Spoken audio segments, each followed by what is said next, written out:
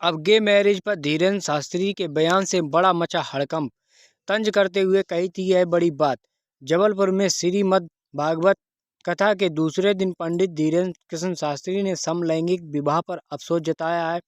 उन्होंने कहा है कि हमारा जन्म ऐसे युग में हुआ है जब लड़का ही लड़का से शादी कर रहा है। बागेश्वर धाम सरकार के पीठाधीश्वर पंडित धीरेन्द्र कृष्ण शास्त्री को अफसोस है कि उनका जन्म इस युग में क्यों हुआ है। जबलपुर में श्रीमद् भागवत कथा के दूसरे दिन उन्होंने समलैंगिक विवाह LGBT की चर्चा करते हुए कहा कि हमारा जन्म ऐसे युग में हुआ है जब लड़का ही लड़की से शादी न कर लड़का से शादी कर रहा है।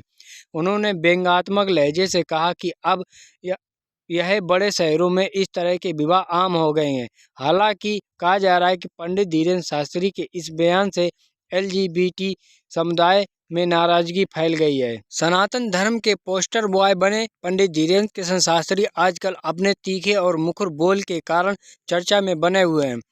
जबलपुर में अपनी श्रीमद् भागवत कथा के दूसरे दिन उन्होंने समलैंगिक शादी पर जमकर कटाक्ष किया है। बागेश्वर धाम सरकार के पीठाधीश्वर पंडित धीरेन्द्र कृष्ण शास्त्री ने अफसोस जताया है कि अब तो सरकार ने भी इस तरह के विवाह को मान्यता दे दी है। बता दें कि जबलपुर के पनागर क्षेत्र में धीरेन्द्र कृष्ण शास्त्री श्रीमद् भागवत कथा 25 मार्च से लेकर चल रही 27 मार्च और 28 मार्च को उनका दिव्य दरबार लगेगा और 31 मार्च को कथा का समापन होगा। पंडित धीरेन्द्र शास्त्री ने इस विषय पर अपने प्रवचन में कहा, भैया ठाकुर जी को पाना है तो किनको मनाना पड़ेगा? ठाकुरानी को मनाना ही होगा, श्री राधा जी को मनाना होगा।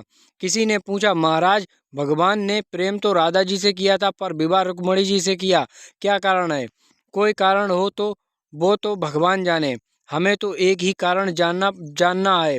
विवाह दो लोगों में होता है पर आजकल तो उल्टा जमाना आ गया है, हनुमान जी बचाए ऐसे उल्टे जमाने से।